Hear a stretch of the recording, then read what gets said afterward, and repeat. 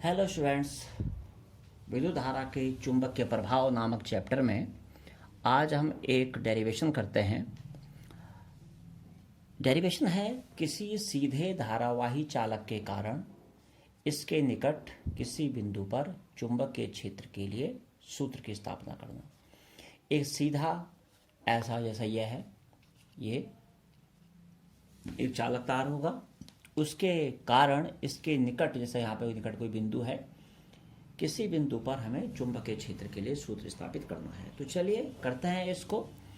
वैसे ये डेरिवेशन थोड़ा सा टफ लगता है बच्चों को, तो कोशिश कीजिए आप इसे पूरा समझने की।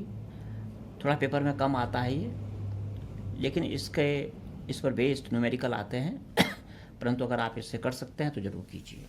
देखिए, सबसे पहले इसका चित्र हम देखते हैं। भाई एक सीधा लंबा धारावाही चालक तार है, मान लिया ये एक तार है, इसका नाम रख देते हैं सीडी।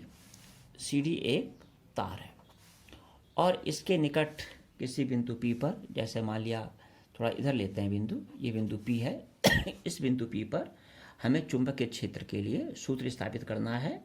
हाँ, इस तार में धारा आई बह रही है। तो और ये जो बिंदु पी है, इससे यहाँ एक लंब डालिए और ये जो लंब है अर्थात बिंदु पी की इस तार से जो दूरी है ये भाई ए है, इतना मान लीजिए। इस बिंदु को हम क्यू नाम दे देते हैं। ओके, अब भाई जैसा कि आपने बायो सेवर्ट के नियम में किया था, इस बिंदु पी पर चुंबकीय क्षेत्र की तीव्रता ज्ञात करने के लिए हम इसका एक छोटा लघुखंड लेंगे। मान लिया इसका एक छोटा जो लघुखंड है उसका नाम ई एफ है, और ये जो ई एफ है भाई, इसकी लंबाई मान लेते हैं, इसकी लंबाई डी एल ले लेते हैं। डी एल इस छोटे लघुखंड ई एफ की लंबाई ले लेते हैं। अब हम क्या करेंगे, अब भाई हमें सबसे पहले हम ई को मिला देंगे पी से। ओके, ये भाई ई को पी से मिलाया, एफ को भी जनाब पी से मिला दीजिए। उसके बाद आप सी को मिलाइए पी से ऐसे, और भाई डी को भी आप डैश डैश करके पी से मिला दीजिए।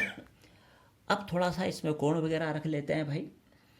देखिए, ये जो आपका कोण है, हाँ, ये जो आपका लघुखंड है छोटा, जो हमने सीढ़ी तार का छोटा खंड ई एफ माना, इसकी पी से दूरी आर मान लेते हैं। क्योंकि ये बहुत छोटा है इसलिए इस दूरी को हम आर यहाँ मान लेते हैं, तो ये पूरे लघुखंड की दूरी आ जाएगी।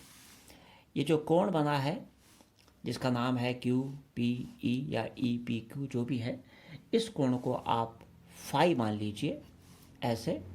और ये जो बीच में कोण बन रहा है, जिस कोण का नाम आप देख रहे हैं ई पी एफ, इसको आप डी फाई मान लीजिए, छोटा कोण।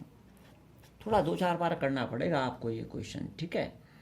और भाई यहाँ से लेकर के जो पूरा कोण है, इस कोण को आप फाई टू मान लीजिए, और जनाब यहाँ जो ये नीचे वाला कोण है इसको फाई वन मान लीजिए। लेकिन एक बात का ख्याल करना, ये एक तरह से एक्स एक्सिस है, तो इसके ऊपर वाला कोण आपने प्लस में माना, तो भाई नीचे वाले कोण को आप माइनस में आप मान लीजिए, माइनस फाई वन इस तरह से ले लीजिए। क्लियर हो गया? तो इस तरह से सबसे पहले आपको एक चित्र की तैयारी करनी है। तो जो ये चालक तार सीढ़ी है भाई, इसमें आप देख ही रहे हैं कि धारा आई बह रही है, इससे ए दूरी पर बिंदु पी है, और इस बिंदु पी पर हमें चुंबकीय क्षेत्र बी का मान ज्ञात करना है। हमने पी क्यू बराबर कितना ले लिया, ए हमने ले लिया, ठीक है। हमने एक लघुखंड ई एफ बराबर डी एल लिया, और जिसकी इस बिंदु पी से दूरी स्मॉल आर है। हमने कोण ई पी क्यू, इस वाले कोण को हमने फाई मान लिया, और हमने कोण ई पी एफ, ये जो ये कोण है जिसको मैंने यहाँ डबल किया है, गाढ़ा कर रखा है, इसको हमने क्या मान लिया, इस कोण को हमने डी फाई माना है। इतना आपके समझ में आ गया होगा। और भाई एक काम और कर लेते हैं जनाब। अब काम ये करते हैं कि यहाँ से इस पर एक लंब डाल देते हैं, और जब ये लंब डाल देते हैं और ये जो कोण बना, इस कोण को आप थीटा मान लीजिए। ये जो ऊपर कोण बन रहा है ना ई एफ, इसका नाम चलो रख देते हैं जी। ई एफ जी जो कोण है इसको हम थीटा मान लेते इतना तो आपकी समझ में आ गया होगा। इसे लिखना है, मैं इसके आपको फोटो खींच के दूंगा तो आप उसको इस तरह से लिखेंगे। अब भाई ये DL जो है ये बहुत ही छोटा है, ठीक है, इसलिए जो ये वाला कोण है, अगर आपने इसको थीटा माना है तो आप इस वाले कोण को, जिसका नाम आपको साफ पता चल रहा है QEP, इस कोण को भी आप थीटा मान लीजिए। क्लियर है? ठीक है। अब भाई इसके बाद क्या करना है? अब सबसे पहले वही मानना मूनना तो सब खत्म हो गया। इसको एक दो बार ढंग से, पहले आगे बढ़ने से पहले आप केवल यही देखिए कि हमने किसको क्या माना है। इस वीडियो को यहाँ से वापस जाइए और वापस जा कर के दोबारा देखिए कि हमने किसको क्या माना है। थोड़ा लेंदी है ये डेरिवेशन। तो अब क्या करेंगे? अब सबसे पहले हम इस बिंदु EF के कारण इस बिंदु P पर चुंबकीय क्षेत्र की तीव्रता निकालेंगे। तो उसको लिख देते हैं, लघुखंड या सूक्ष्म खंड EF के कारण बिंदु P पर चुंबकीय क्षेत्र की तीव्रता। ठीक है जी। अब जो ये तीव्रता होगी जनाब इस EF के कारण, क्योंकि ये छोटा खंड है इसलिए इसकी वजह से जो तीव्रता का मान होगा वो भी छोटा ही होगा, तो उसे डेल्टा भी कह लीजिए। डेल्टा भी आपको पता है ना, बायो-सावर्ट का नियम, μ0/4πI delta L sin θ/r² होता है। तो इसलिए इस DL के कारण बिंदु P पर चुंबकीय क्षेत्र की तीव्रता हो जाएगी μ0/4πI डेल्टा L की जगह DL साइन कोण है थीटा और अपॉन दूरी कितनी है इस EF की, इससे R है तो r² कर लीजिए जनाब। समीकरण नंबर हो गया आपका 1। यहाँ तक आपकी समझ में बहुत अच्छी तरीके से आ गया। अब यहाँ देखिए जरा थोड़ा फटाफट। अब जरा इसमें एक बात का ख्याल करना, अब यहाँ पर 3 लाइनें आएंगी, 3-4 लाइनें, और तीनों चारों लाइनों में क्या है, पेंच है, थोड़ा सा घुमाव है। उस घुमाव को ढंग से समझना है आपने। अब जैसे ये DL sin थीटा है, मुझे इसका मान निकालना होता है। इसके लिए मैं इस त्रिभुज EFG की सहायता लेता हूँ। तो आप यहाँ पे लिख देंगे त्रिभुज EFG में, देखिए ये कोण आपका, ये समकोण है, ये कोण, इसके सामने वाला लंब, और ये हो गया कर्ण। ठीक है। तो जो EG का अगर मान हम निकालें तो क्या आएगा, जरा ध्यान दीजिए। लंब बटे कर्ण बराबर साइन थीटा। हम कह सकते हैं EG और बटे जनाब क्या, ये तो लंब है, ये कर्ण DL, और बराबर हो जाएगा आपका साइन थीटा। ये देखिए ना, ये थीटा का कोण है, ये थीटा मान रखा है हमने। तो यहाँ से EG बराबर आ जाएगा DL साइन थीटा। एक आपको ये पता चला। लेकिन इसी में एक और पेंच है। अभी तो आपने इस वाले त्रिभुज की सहायता ली, अब जरा इधर वाले त्रिभुज में पहुँच जाइए। मैं आपको बताता हूँ। आपने ये लंब माना ना, और ये बहुत ही सूक्ष्म है। आपको मैंने कल बताया था जैसे कि वृत्त होता है, वृत्त का एक छोटा सा जो भाग होता है वो एक रेखा होती है। छोटे भाग को एक सीधी रेखा मान लेते हैं। तो ये अगर एक सीधी रेखा है, आपने लंब माना है, तो आप ये समझ सकते हैं कि ये जो भाग है EPG, ये एक छोटा सा त्रिज्यखंड मान सकते हैं ये। ओके, इसको त्रिज्यखंड मान लीजिए, क्योंकि ये बहुत सूक्ष्म है। सूक्ष्म भाग, वृत्त का एक सूक्ष्म भाग एक सरल रेखा होती है, तो एक सूक्ष्म, ये आपका एक छोटा सा त्रिज्यखंड मान लीजिए। अब अगर ये त्रिज्यखंड है तो भैया ये EG क्या हो गया, चाप। ये ऐसा हो गया ना, ये क्या हो गया, चाप। ये क्या हो गया, कोण, सॉरी, ये हो गया यहाँ पर आपका केंद्र, और ये हो गया आपका कोण। अब जरा देखिए भाई, ये एक बड़े वृत्त का, जिसकी त्रिज्या EP है, का एक छोटा सा भाग है, ये छोटा सा भाग है। तो भाई यहाँ से आपको पता है ना, कोण बराबर चाप बटे त्रिज्या होती है। तो कोण तो ये है D5, चाप क्या हो गया EG, त्रिज्या क्या होगी R²। आप लिखेंगे यहाँ चूंकि कोण बराबर होता है चाप बटे त्रिज्या, इसलिए D5 बराबर EG बटे R, इसलिए EG बराबर हो गया आपका RD5। इक्वेशन नंबर हो गया जी आपका 3। आप इसको नीचे लिख सकते हैं, मैंने आगे इसलिए लिखा कि भाई थोड़ा सा जगह बच जाए और मैं थोड़ा सा काम कर लूँ इस उसमें। इतना समझ में आ गया आपके? तो अब आपने यहाँ पे देखा ई जी बराबर डी एल साइन थीटा था और यहाँ ई जी बराबर आर डी फाई आ गया। तो 2 व 3 से आप कह सकते हैं कि डी एल साइन थीटा बराबर हो गया जनाब आर डी फाई। ठीक है, तो मैं अब यहाँ समीकरण नंबर किसमें, 1 में, इसलिए 1 से मैं कर सकता हूँ डेल्टा बी बराबर म्यू 0/4 पाई और इनटू आई और डी एल साइन थीटा की जगह आर डी फाई और अपॉन हो गया जनाब आर स्क्वायर। आर से इसकी एक घात जनाब कट गई, तो क्या आ गया डेल्टा बी बराबर म्यू 0/4 पाई और आ जाएगा आपका आई और डी फाई और upon R. This is equation number 2 ओ 4 भाई। इतना समझ में आपके आ चुका होगा। चलिए जी, ये इसका मैं दूसरा वीडियो बना रहा हूँ क्योंकि बहुत लेंथी बन गया था। तो यहाँ तक तो आपके समझ में आ गया।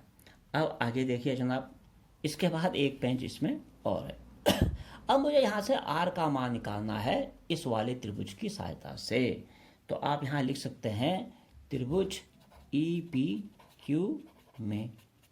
अब यहाँ देख लीजिए जनाब, ये आपका आधार हो गया, ये हो गया कर्ण, आधार बटे कर्ण होता है कॉस फाई। ए बटे आर बराबर हो गया कॉस फाई, इसलिए भाई आ जाएगा ए बराबर आर कॉस फाई। तो यहाँ से आर का मान हो जाएगा ए बटे कॉस फाई, तो इसलिए डेल्टा बी बराबर आ जाएगा म्यू 0/4 पाई और इनटू आई, ठीक है, डी फाई अपॉन आर की जगह क्या लिखूंगा, ए अपॉन कॉस फाई। ए नीचे आ जाएगा, कॉस फाई ऊपर आ गया। तो इसको आप अब इस तरीके से लिख सकते हैं डेल्टा बी बराबर म्यू 0/4 पाई और into I cos phi T phi upon A. This is equation number 3। यहाँ से जो हमने ये किया, यहाँ से हमने हेल्प ली। इस वाली लाइन को आप छोड़ सकते हैं, क्योंकि ये लाइन छोड़ सकते हैं डायरेक्ट। आप 4 के बाद इसकी हेल्प से सीधा ये लिखिए, क्योंकि अंतर है क्या, कुछ भी नहीं है। यहाँ टी फाई पहले लिख दिया, कॉस फाई बाद में, यहाँ कॉस फाई पहले लिखा, टी फाई बाद में। तो आप इस लाइन को आप छोड़ सकते हैं। इतना आपकी समझ में आ गया होगा। अब हम जरा आगे चलते हैं। आया समझ में भाई? चलिए अब जरा पेज भाई पलटना पड़ेगा जनाब। पेज क्या पलटेंगे इसमें, हम आधा पेज लेना पड़ेगा, जैसा कि आपको ये ऊपर वाला हिस्सा आपको दिख जाए, इतना हमें आधा पेज लेना पड़ेगा। देखिए भाई, यहाँ तक आप पहुँच गए। अब ये देखिए, ये तो एक छोटे खंड के कारण था ना।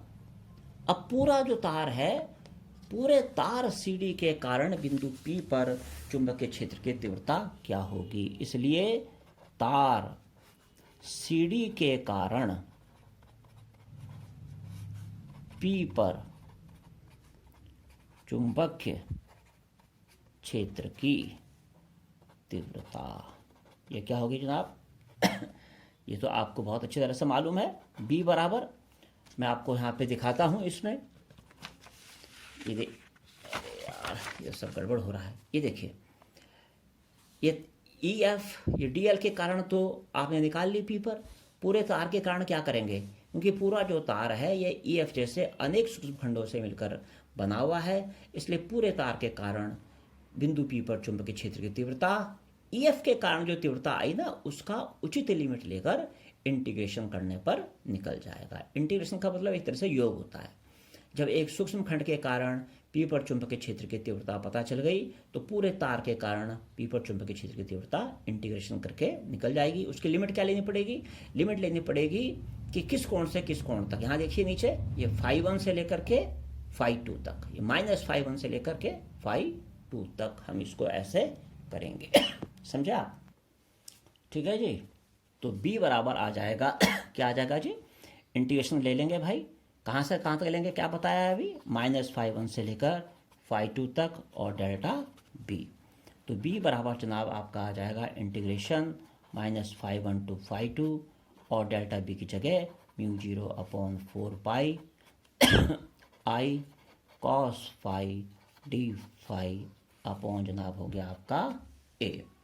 ठीक है, आगे क्या करेंगे, आगे करेंगे भाई इसलिए बी बराबर, अब क्या करेंगे देखो, जो उसमें कांस्टेंट उसे बाहर ले लो, μ0/4 पाई कांस्टेंट आ जाएगा, आई अपॉन ए भी कांस्टेंट आ जाएगा, बाहर ले लो, और यहाँ क्या बचेगा जनाब -φ1 to φ2 और कॉस फाई डी फाई आपका यहाँ पर इतना आपका आ जाएगा।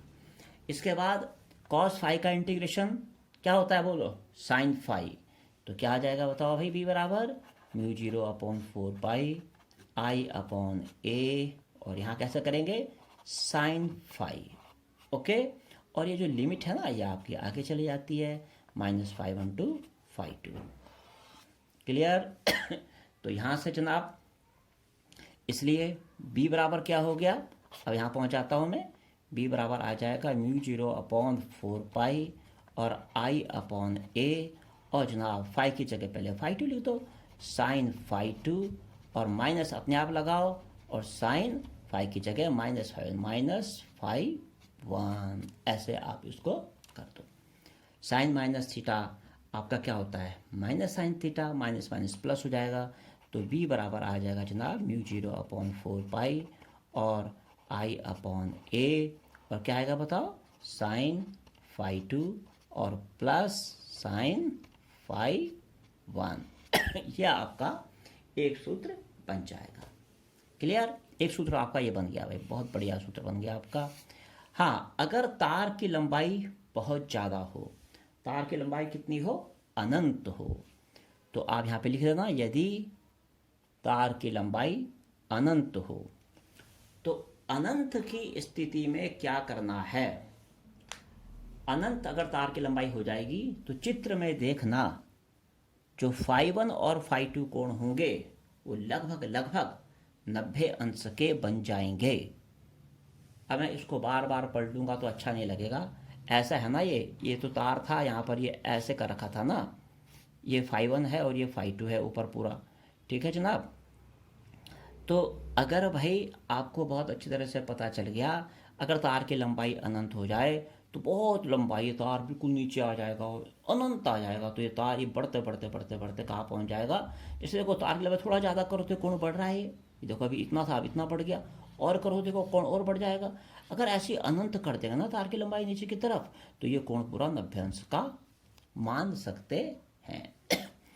तो यदि तार की लंबाई अनंत हो तो φ1 बराबर हो जाएगा φ2 और बराबर ले लेंगे 90 अंश, तब भाई b बराबर क्या आएगा, b बराबर आ जाएगा μ0/4 पाई इंटू आई अपॉन ए साइन 90 प्लस साइन 90, साइन 90 का मान तो 1 होता है, 1 + 1, और 1 + 1 कितना होता है 2, ये लिख लेना आप, साइन 90 प्लस साइन 90, b बराबर μ0/4 पाई आई अपॉन ए साइन 90 प्लस साइन 90, साइन 90 की जगह 1 करना, 1 + 1 यानी कि 2, 2 से काटना आप ये 2 बार, तो सूत्र क्या बन जाएगा भाई, मैं इस सूत्र को यहाँ लिख देता हूँ, जो यहाँ बनेगा ना सूत्र, इसको मैं यहाँ लिख देता हूँ, आप यहाँ देख लेना, सूत्र बन जाएगा b बराबर μ0, ये μ0 है ठीक है, ये म्यू बड़ा है और ये छोटा सा नीचे है, अपॉन यहाँ पे 2 से 2 बार कट गया ना,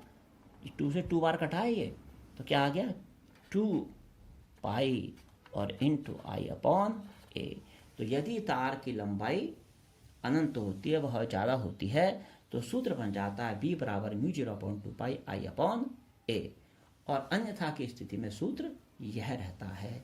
इसको अब आपने ढंग से एक बार और इसको देख लेना है, बार बार वीडियो को चेक करना है, देखना है, फिर मैं आपको जो नोट्स भेजूंगा उसको भी देखना है, और इस तरह से आपका डेरिवेशन समाप्त